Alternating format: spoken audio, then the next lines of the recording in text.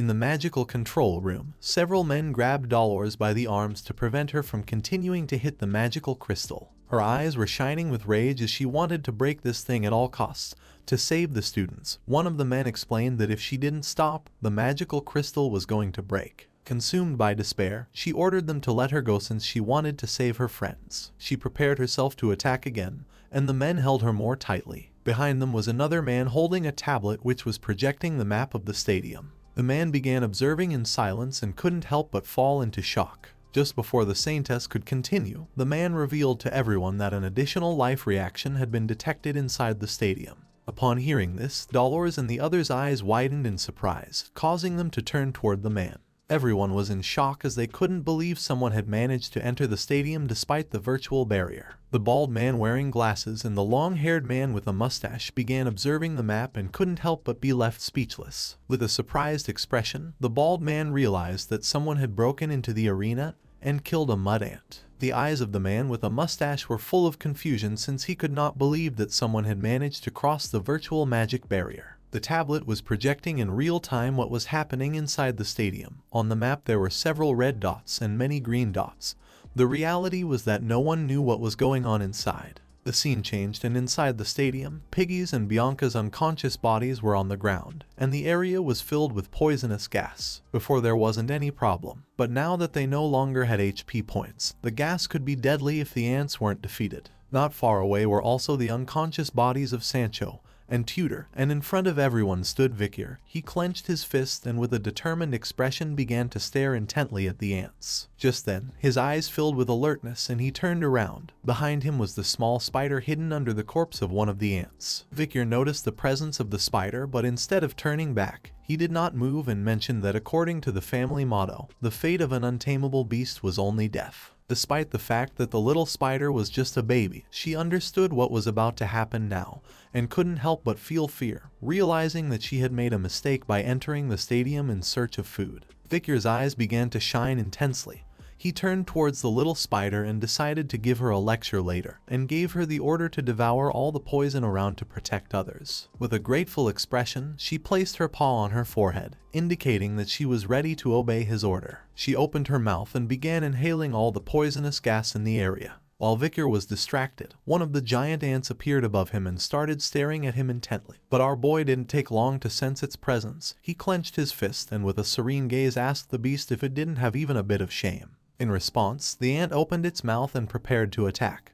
But as usual, just before the beast could even make a move, Vicar moved at great speed, activated his mana, and without much effort, struck the beast on the neck using his leg, separating its head from its body. In the magical control room, the bald man and the others were in shock. The other man began observing the map closely and couldn't help but feel confused upon seeing that there was suddenly a vital reaction. Vicar's attention focused on the ant's corpse, and his eyes filled with concern. He didn't remember that in this place one could sense vital energy. Meanwhile, the small spider was devouring all of the poisonous gas. He placed his hand on the ground and adopted an offensive stance. Considering that he was 18 years old and an intermediate beginner-level sword expert, if his level as a graduate were discovered it would cause a great commotion. In front of him were two powerful killer ants which were soldier ants.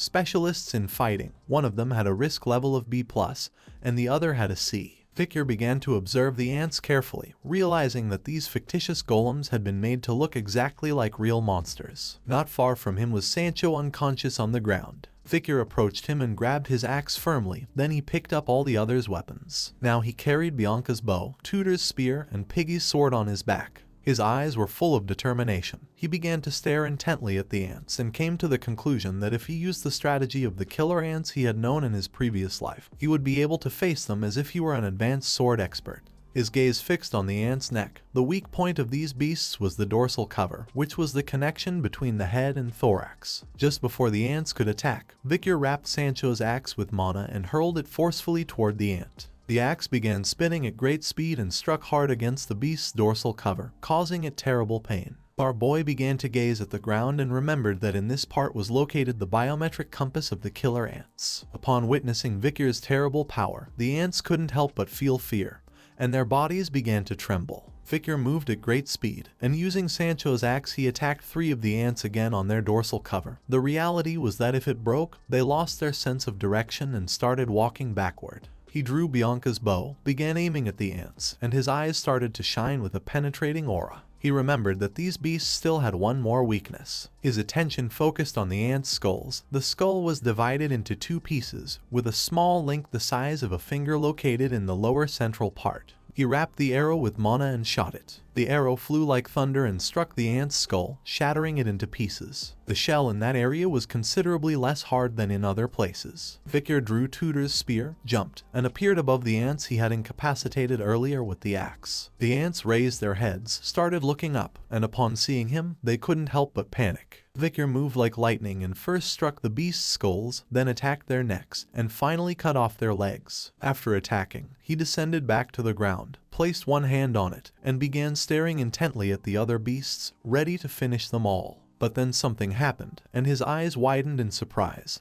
He couldn't believe what his eyes were seeing. A shadow much larger than that of the other ants appeared above him. Vicar stood up and his attention was fixed on it. Despite being in front of the beast, he remained calm and began to observe with a curious gaze. A giant red ant appeared, its attention fixed on our boy and its mouth watered. This was another one of the killer ants, more precisely a general ant, with a risk level of rank A. Upon seeing this, our boy dropped the spear to the ground and his attention was fixed on it. He was somewhat surprised to see that this monster was also in the exam. His eyes filled with emotion, causing a smile to appear on his face. He grabbed the hilt of Piggy's sword and slowly began to unsheath it. The curtain of poisonous gas had spread throughout the magical virtual barrier, making it impossible for the spectators to see what was happening inside. Everyone was silent, not knowing what was going on. All the students began discussing among themselves. Now nothing could be seen due to the poisonous fog. The time for the third pattern was already running out, and there was no way that first-year students could withstand the 3 patterns that even third-year students couldn't endure. In the magical control room, one of the men who was monitoring the stadium went into shock. Seeing this, the man with a mustache turned toward him and, with a curious and fearful expression, asked what the problem was. The bald man began sweating like crazy, not knowing what was happening or what to do now. The man turned around and, with an expression full of panic, revealed that the general ant had been defeated. Moreover, the vital signs of those being examined were still normal. Professor Morg appeared, and his eyes widened in confusion. No one could believe that the powerful general ant had been defeated. Morg began to recall one of the general ants, and his eyes filled with fear because this beast was not a golem that academy students were supposed to defeat. It was a cheat that had been placed to make it difficult for students to last easily for an hour. He put his hand under his chin and with a curious gaze began to wonder what was happening inside the stadium. Just then, a man carrying a woman with purple hair on his shoulders appeared. He started shouting, informing that he had found Professor Sadie who had the key to the magical wall bee. One of the superiors asked where she had been. The man panicked and with a nervous gaze replied that she had come here after the owner of a bar in an alley reported her for vandalism and interference with business. Professor Sadie was completely drunk and drooling. She was unable to stand on her feet. In conclusion, she was crazy. Dolores turned towards them, clenched her fist, began to point towards the magic barrier with her finger and with a furious gaze gave them the order to open the magical wall bee. Upon hearing this, the eyes of the others were full of concern as no one knew if Tudor and the others were still alive or not. They used the key, and little by little the magic barrier began to disintegrate, releasing the poisonous gas to the outside. The incident that occurred during the Academy's midterm exam ultimately ended with the release of the magical wall after 42 minutes and 13 seconds. The instructors, who were panting heavily, descended to the stadium. The eyes of everyone were full of surprise and confusion. In front of them were the corpses of the ants lying on the ground. They could not believe that some first-year students had defeated all these ants. Just then, Dolores, who was very worried, also descended to the stadium, and with a gaze full of concern started running asking where Tudor and the others were. Her eyes widened in surprise. She couldn't help but be left open-mouthed. In front of her was Vicar's unconscious body lying on the ground, surrounded by the corpses of ants. Her attention fixed on our boy, she began to observe him in silence, not knowing what was happening. We don't know if Vicar was really unconscious or just pretending. A question came to Dolores' mind. She didn't know what he was doing here. Well, the reality was that Vicar was pretending.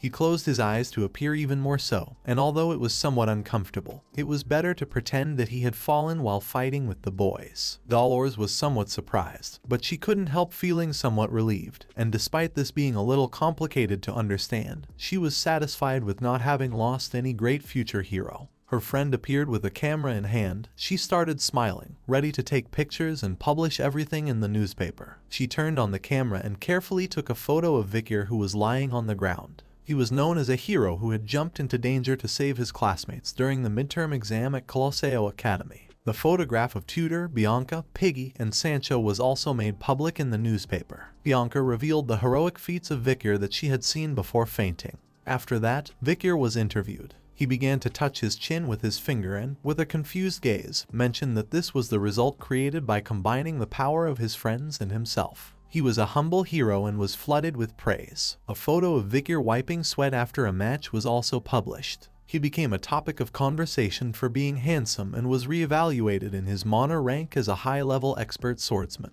The head of the Monster Research Center raised suspicion, saying it was impossible for a high-level expert swordsman to defeat an ant general. But Vicar explained that he knew killer ants had a vital point in their skulls. The very prince summoned Vicar, and because he had revealed the secret behind the killer ants, it was predicted that the mortality rate of Imperial soldiers would decrease, and as a result, the Crown Prince awarded our boy a certificate. His expression showed that he did not want to be in this place. Vicar was named this year's hot star, but he wasn't very sure about it. Someone who was reading the newspaper tore it into pieces with their hands. It was nighttime, and this person was none other than Vicar. He was sitting on top of the academy roof, and while the moon illuminated the area, he began to gaze at the ground with a lost look and sighed. His eyes were full of concern, since no one would have thought that his quiet student life would end up becoming so problematic. The baby madam appeared. She closed her eyes and with a smile began to jump for joy.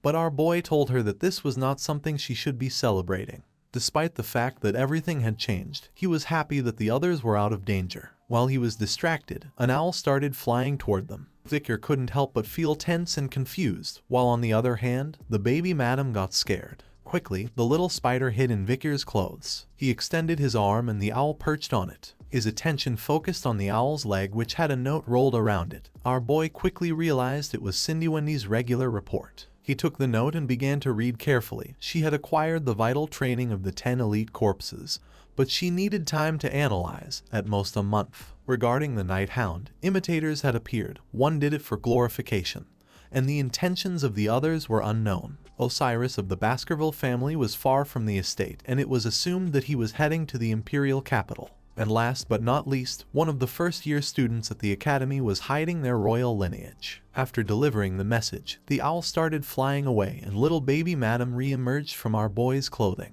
Our boy's gaze fixed on the paper, and his eyes widened with curiosity. He didn't know if she had found clues about the 10 elite corpses. Seeing that she was asking him to wait a month made it evident that she was approaching this matter cautiously. He began to remember when he had defeated the demon alongside Saintess Dolores. Better than anyone, he knew that he had defeated it easily thanks to borrowing the power of the Saintess. But during the next month, he needed to diligently improve his skills. With a worried expression, he started imagining the Night Bloodhound. He was concerned about the matter of the Night Bloodhound before, but now there were imitators, and it would be bad if they drew attention from the palace or if their actions overlapped. He needed to investigate this as soon as possible. As for other news, his brother Osiris Le Baskerville, who had a piercing gaze, had left the family estate. Additionally, there was a member of royalty at the academy. While little baby madam was hiding inside Vicar's neck, he began to imagine Cindy Wendy giving a thumbs up with a smile. He hadn't asked her to do the fourth thing, so he didn't know why she had told him this. To him, she was a somewhat strange woman. To prevent the information from being revealed, using his hand, he burned the sheet. He didn't care about knowing it, since it wasn't as if he were losing anything by knowing it. In the blink of an eye, the sheet turned to ashes and began flying with the wind. The wind directed the ashes to one side, and at that moment, a woman wearing a skirt appeared. She couldn't believe she had met the hero of the academy in a place like this. Upon hearing her voice, Vicar came out of his trance and fixed his attention on her. It was none other than Sinclair. While the sky was filled with stars, she began to show a smile. She closed her eyes and blushingly asked if this was what they called destiny. This is the end of the video. If you guys want to see the next part, then don't forget to subscribe and like the video.